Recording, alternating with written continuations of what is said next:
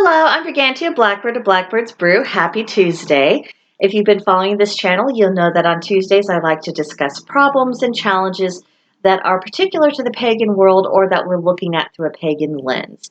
Now, because we're in the Samhain season and the veil is thinning and things are roving about and going bump in the night, the idea of fear and anxiety and dealing with the unknown or things that we don't fully understand but we're having to deal with in some fashion, well, it's naturally coming up at this time of year, so I thought it was a good time to look at fear and how we respond to it just in general, and then start thinking about how we can better deal with fear so that it's no longer something that is overwhelming us or shuts off our thinking process or is crippling us to such an extent that we can't get through our day-to-day lives. So let us begin. I'd like to start with talking about three different responses to fear that are pretty common. The first is caving into it, the second is ignoring it, and the third is facing it directly in a confrontational manner and showing that fear who's boss. But first, let's look into caving into the fear. This is when someone is experiencing a fear, maybe that took them by surprise, but they're encountering it, and they are just immediately thrown into an emotional state where they can't think, they can't process information, and they are panicking. They might be cowering in front of it. They can't bring themselves to look away, and they can't bring themselves to challenge it. The fear is absolutely taking power over the person. Now, next, with ignoring fear, this is, exactly what it sounds like. Well, not going to confront this, not going to look at it, definitely can't hear it. No, no, no, no. If I just don't know about it and I stand over here and try to keep what's bothering me over there, then everything will be fine somehow. You're trying to avoid the circumstances. You're trying not to look at the thing that is frightening you. But you're still not confronting it. You are not actually dealing with it. You are, if anything, you're just postponing the inevitable, which might ultimately make it worse. But this is a common strategy because it's just not everyone and not at all times do we, find ourselves being confronted with something and feel like, I don't really want to deal with this right now. And so a lot of people just don't, and they go out of their way to deal with it. And sometimes they'll put more effort into not dealing with it than what would have been required if they had just confronted it head on to begin with. So this brings us to our third reaction, which is facing fear, which is also known as showing courage or displaying bravery. Now, this isn't an absence of fear. This is about putting fear into its proper place, having a sense of priorities, and understanding that no matter how we feel about it, and no matter how this fear is affecting us, there's still something we need to do. And this is about making sure we are in the proper headspace so that we are able to do it. So this is going to involve risk assessment and thinking, what is the actual danger of this fear? What is the worst thing that could possibly happen? And then start strategizing about how to minimize the risks and thinking about what would be effective to do, what would be best to do so that you can carry on with whatever it is you would otherwise be doing. This process prevents us from being a prisoner of fear. It lessens its grip on us from the get-go. And it keeps us from stagnating in it, because when someone is crippled in fear, and this goes on for a long period of time, years or even decades, they get stuck in that moment. There's a reason why people in that situation cannot move forward in their lives. It's because they are under lock and key. That fear is controlling them. So as we work on this within ourselves, I'm strictly talking about us working on ourselves. Unless you are a psychotherapist, you're really not qualified to be telling someone else what to do about this, but we are qualified to deal with ourselves. If we allow ourselves to get stuck, what's going to happen with our lives? We're never going to evolve. We're not going to move forward in any way. We're not going to change in beneficial ways. But if we take on that challenge, if we decide that maybe our fear is not the most important consideration, then that opens up opportunities. And it is a source of considerable freedom. So that in and of itself, I think, is a worthwhile argument saying, maybe it's time to show fear who's actually in charge. Now, that being said, fear is an unavoidable part of life. There are going to be things that terrify us for a variety of reasons, things that are difficult for us to deal with, things that make us uncomfortable. And this can happen on a very everyday, mundane kind of level. A lot of people are uncomfortable with things such as spiders, snakes, or clowns. Pick your ordinary fear. These are very common, and it's more about discomfort than anything else. Most clowns that we might happen to meet, if we are at a carnival or wherever, they're not going to be doing anything to hurt us. It's just something about the way they look and the way they're acting that makes us uncomfortable, but odds are, they're not doing anything to harm us. And with spiders and snakes, while there are certainly species of them that are quite venomous, there are also species that are not, or that do not have a profound effect upon us. So sometimes we need to kind of get a grip and realize just, okay, what is the degree of danger we are actually facing here? Is my fear response in proportion to the threat that's in front of me? For example, if I'm having the same reaction to a rattlesnake as I do to a garter snake, there's probably something wrong with me. The garter snake, as uncomfortable as it makes me feel watching it squiggle around, it does not pose a physical danger to me. Certainly not on the level of a rattlesnake, which its bite could even potentially kill me. So, as we deal with our mundane fears, I think the idea of risk assessment and proportion and perspective is going to play a very large role in us, more or less keeping a grip on things. Now we have situational fears, things that are not just common everyday occurrences, but can certainly happen in our lives. Unexpected job loss for whatever reason. That involves our finances, and our finances are key to survival. So, of course, that is a pretty big fear. And if that just happens out of the blue, there's things we need to attend to immediately, and it's going to be more difficult if we are stuck in the emotion of it as opposed to planning what happens next.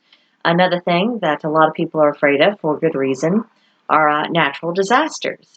Depending on what your region is, you might have to deal with wildfires or floods or tornadoes or hurricanes, earthquakes, whatever it is. This is something that isn't necessarily going to happen on a daily basis or even a yearly basis, but it is still possible to happen. And when you get an idea that it could start be happening, well, you think of all the possible consequences and how horrible it would be, and it can get you into this place where you aren't thinking about what to do because you're too caught up in how you are feeling about it.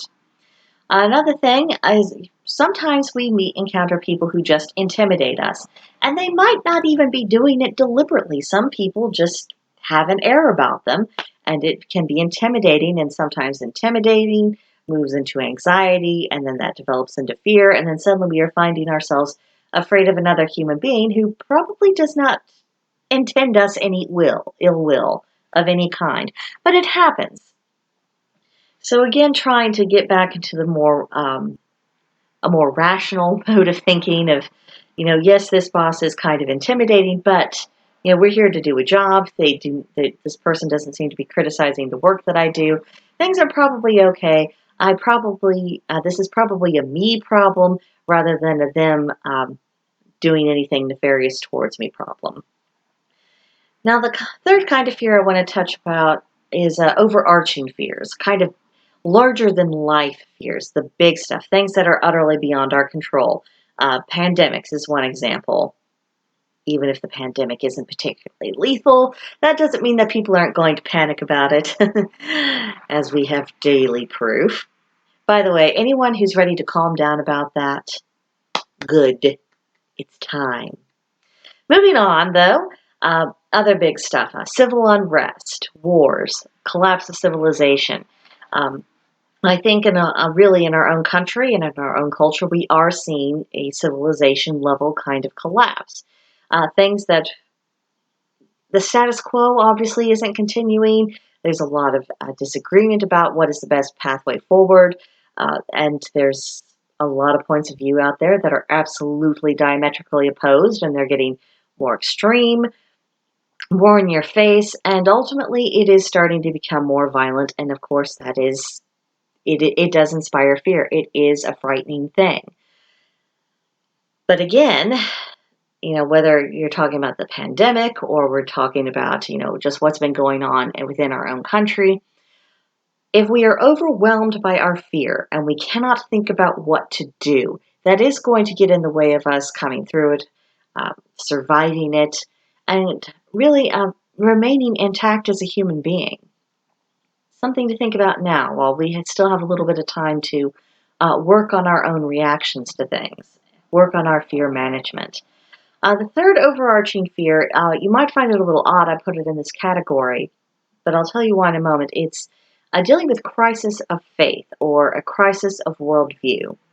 You think certain things, you believe certain things, but then eventually the scales fall from your eyes and you see that maybe, just maybe, you were wrong about some pretty big stuff in life.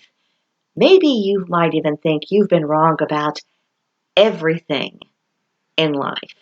That is terrifying because that means you cannot trust your previous conclusions. You can't trust the premises upon which those conclusions were based. You might not feel like you could trust your senses or your thought process. You can't trust your actions. You might feel absolutely paralyzed and stuck in thinking everything I've ever done is a mistake, and what do I do now? That's huge, and I think that's even harder to overcome than dealing with some hysteria over an illness or dealing with more serious political turmoil. It's because this we don't get much of an escape from. If the conflict is within us, if the crisis is literally within us, what do you do? Well, of course, this is something when it comes to the crisis of faith, it's not going to be risk assessment exactly that's going to be helping us, which is really does tend to be more of the answer with other sources of fear that we've talked about thus far. But that means that we do need to lean on something else, something bigger than we are, and a larger community to help kind of pull us through as we adjust our perspective and start rethinking through things, even if we're having to rethink things on a very basic level. And that is one of the jobs of religion and spirituality. It is about teaching people how to become better versions of themselves, teaching them how to become more balanced people, and how to effectively face their fears and deal with them, how to come back from spiritual crisis or moments of extreme self doubt. And if your religion or your spirituality is not able to stand up to that kind of testing, then it's time to look at the premises of that. Is this something that you need to lean into and gain a better understanding of so you can get the benefit of the philosophy? Or is the philosophy and the theology of this religion or the spirituality, is it really falling short and is it simply not equal to the task? If it's not equal to the task, then it's time to throw that by the wayside for being the useless stuff that it is. But if it is up to the task, then we have found our first anchor. And this is even more helpful if we do have a spiritual community of this kind. That's one of the reasons why I created Blackbird Brew, to start creating the infrastructure for an online community.